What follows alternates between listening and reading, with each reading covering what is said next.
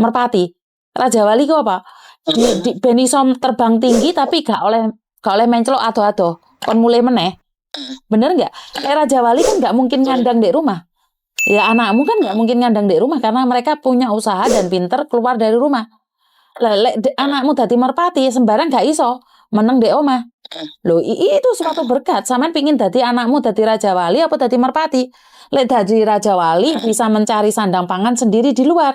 Lek dadi merpati sampean harus ngingoni. Loh, lek saya bangga anak jadi merpati, jadi Raja Wali karena dia terbang tinggi. Dia terbang tinggi. Lek merpati nggak mungkin terbang tinggi, Mbak. Merpati itu kembali ke sangkar. Raja Wali gak mungkin. Iya, Raja Wali pulang mungkin setahun sekali, lebaran toh. Jangan sedih, anak gak ada di rumah, jangan sedih. Harusnya bangga. Harusnya bangga. Iya. Soalnya aku ingat barang-barangku, ya Allah gimana ya. Wes, masalah barang gak usah dipikir karena barang bisa dibeli. Barang gue ngono sampah. Barang gue sampah. Saumpamane ono patine ibumu. Barang gue kan balik di sampean toh. Iya, nggak usah dipikir. Iya, soalnya itu rumah juga sudah atas namaku. Makanya. Soalnya rumah kan gini, iya, adik-adiknya kan sudah bikinin rumah, adiknya dibikinin rumah semua. Cuman aku sendiri enggak karena aku tuh orangnya mandiri, selalu keluar negeri. Aku tuh sampai kan dioperasi di Singapura 2 bulan, pernah tumor. Saya tuh nggak peduli kayak begitu. Yang penting saya tuh dulu ya, sama penting orang tua bahagia. Dia minta kiriman saya kasih dulu. Sampai kan saya nggak punya apa-apa pulang merongos kayak gitu loh. Enggak apa-apa merongos kan masih ada gigi. Kalau merongos kan masih ada gigi tuh, enggak usah mikir. Nyantai aja Om Miss Yuni gak ada duit kok. Miss Yuni, saya giginya tuh habis di Hongkong. Mungkin 10 udah dicabut. Lah, rasa dipikir. Nyantai aja. Bisa nangis. Iya, ora usah mikir sing aneh-aneh. Mau kira aneh-aneh ngeluh mondasmu. Bener gak? Saya minta maaf ya, saya minta maaf ya, saya nangis bongkok, saya nggak kuat, bener. Saya nggak kuat deh, di dada tuh kayak meledak. Gitu nggak masalah. Saya tuh paham. Namanya orang kan nggak kuat toh. Bener nggak? Nggak ada masalah. Jadi nggak usah dipikir, nggak usah langsung temen-temen.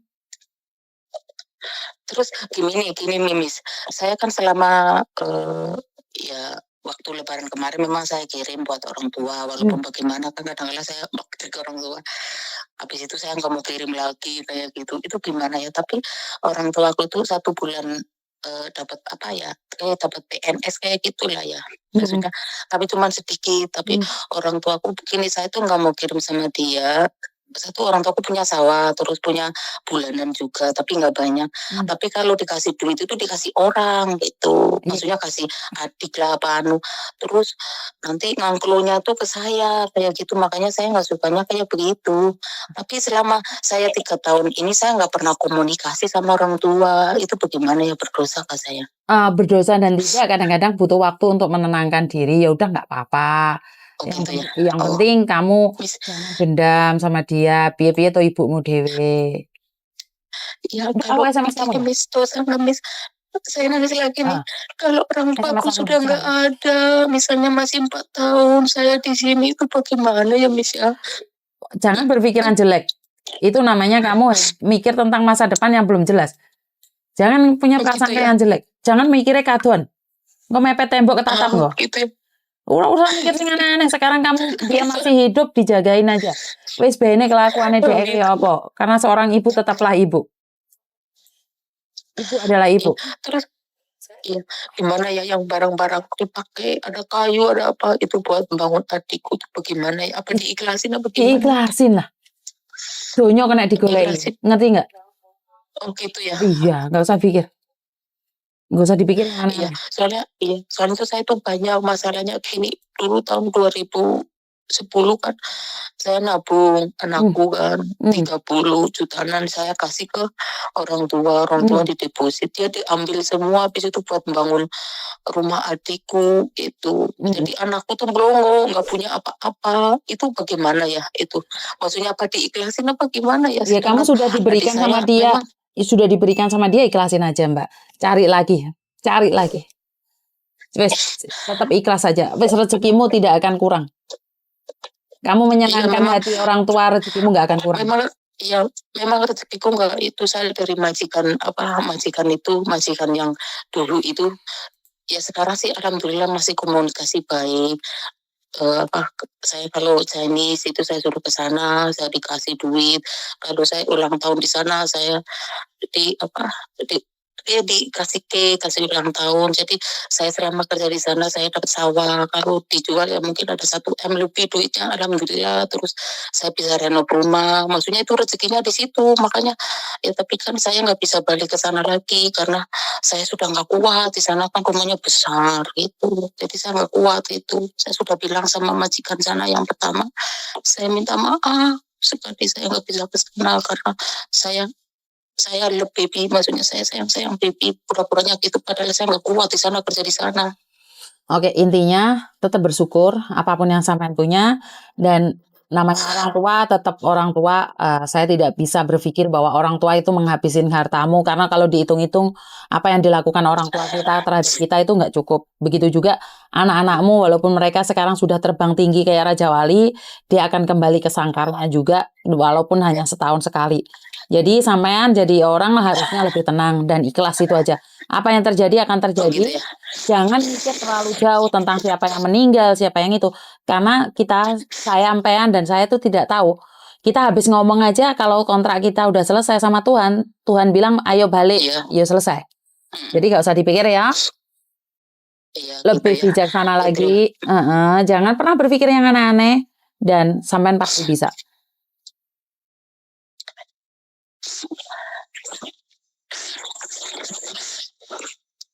Halo Miss. Nggih, sampean pasti bisa. Oh ya. Matur nembah nuwun Iya. nggih.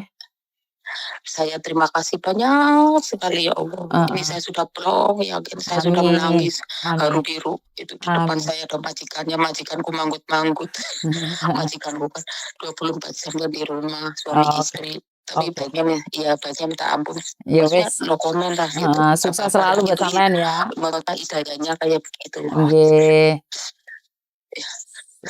Aduh, Matur nuwun. terima kasih Wes, ojo banyak nangis ya, wes. Miss ya. Nggih, matur nuwun. Soalnya kebetulan saya ada anak datang ini. Oke, terima kasih banyak. Terima kasih waktunya. Terima kasih. Sukses Nggih. selalu, Nggih, Miss. matur Makasih nuwun. banyak. Matur nuwun, Mbak. Monggo. Oke, saya merasakan apa yang Mbaknya rasakan ini, di mana orang tua menjadikan kita sebagai anak itu ATM. Saya merasakan sekali saat kalian dijadikan sepi perah buat keluarga. Tapi tujuan kita ke Hong Kong untuk menyenangkan mereka, kadang-kadang kita lupa untuk membahagiakan diri kita sendiri. Masih ingat salah satu kisah Mbaknya yang di Hong Kong 19 tahun atau berapa tahun itu, bahkan dia tidak punya uang sama sekali. Saya tidak tahu apa yang terjadi saat dia pulang, tapi saya berdoa untuk yang terbaik. Buat Mbaknya ini saya cuma bisa bilang ikhlaskan aja, karena gimana pun orang tua sudah diberikan, ya udah gak usah diunda-tunda. Ojo diunda-tunda. Ini yang pertama. Terus yang kedua, buat keluarga yang ada di Indonesia, kenapa sih sampai ada yang sanggup menghilang dari keluarga? Kenapa sih ada yang sanggup tidak ingin memberikan kabar pada keluarga? Mungkin karena kejadian seperti ini. Karena kalian terlalu melorotin, kalian terlalu mengekang, akhirnya mereka itu tidak ingin pulang ke rumah, atau mereka lebih baik membina keluarga atau membina rumah tangga di tempat lain. Dan di sini adalah kita akan kehilangan salah satu anggota keluarga kita. Jadi buat keluarga yang di Indonesia itu, ojo meres hasilnya dulurmu sing di Hong Kong. Kadang-kadang tanyakan kabarmu. Jadi jangan keterlaluan lek meres. Karena mereka juga manusia, mereka berhak mendapatkan kebahagiaan. Ojo saenake dhewe lur. Duitnya diheret-heret, wonge gak dipeduli no. Tapi itu kembali lagi berpulang pada kalian. Saya sendiri sebagai pendengar, saya tidak bisa menghakimin. Yang saya bisa katakan adalah ikhlas dan bersyukur. Karena saat kita ikhlas dan syukur, saat kita tak memiliki apapun, hidup ini tidak berat kok. Seperti yang Mbaknya kemarin katakan, mati gak nggawa duit. Iya, saya tahu pulang mati gak bawa duit. Tapi sebelum mati, kalau kita langsung sama Tuhan langsung diambil, nggak ada masalah, tidak merepotkan orang lain. Tapi kalau kita harus merepotkan orang lain dan kita harus sakit dulu atau apa dulu, ini yang akan memberatkan orang lain juga. Tapi saya percaya kalau kita kita tetap baik sama keluarga, tetap baik sama siapapun, maka Tuhan akan memberikan berkat itu, berkah itu pada kita semua. Itu aja dari saya, kurang lebihnya saya minta maaf. Wassalamualaikum warahmatullahi wabarakatuh. Berkat Tuhan mengalir atas kita semua, semoga semua makhluk bahagia dan bye-bye. Wai.